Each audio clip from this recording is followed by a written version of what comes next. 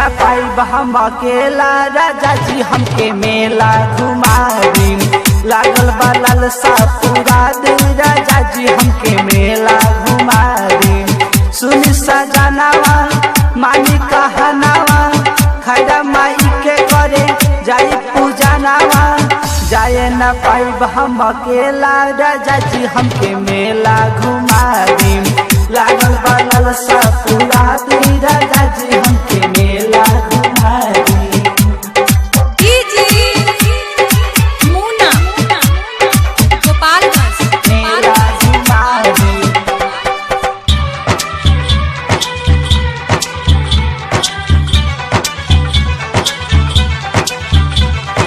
जाइब ना अकेला, राजा भीड़ होला भारी, करे दर्शन माई के जुटे लोग दुआरी। जाइब ना अकेला, राजा भीड़ होला भारी, करे दर्शन माई के जुटे लोग दुआरी। दुखवा भगावेली, सपना सजावेली, करे दर्शन जे भी भाग्य चमकावेली। लागेला भगतन के रेला, राजा जी हमके मेला घुमा दी। लागल बा लालसा पूरा दिन, राजा जी हमके मेला घुमा दी।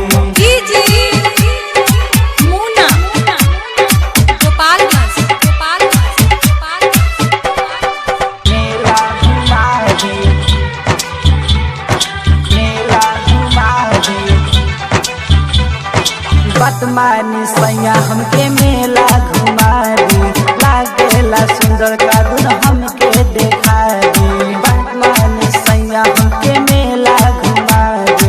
लागेला सुंदर का दुन हमके देखा दी। मिलेला सैया निमन मिठैया, खुशी मिलेला जब पड़े जे पैया। लागेला झुलुआ के खेला, राजा जी हमके मेला घुमा दी। लागल बा लालसा पूरा दिन, राजा जी हमके मेला घुमा दी।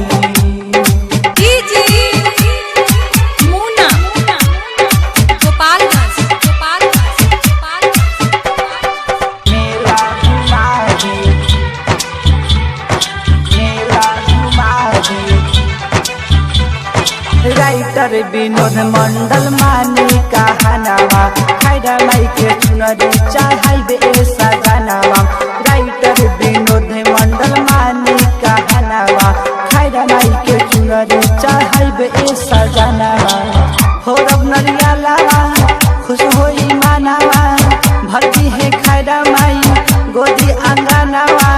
कहले अजय अकेला, राजा जी हमके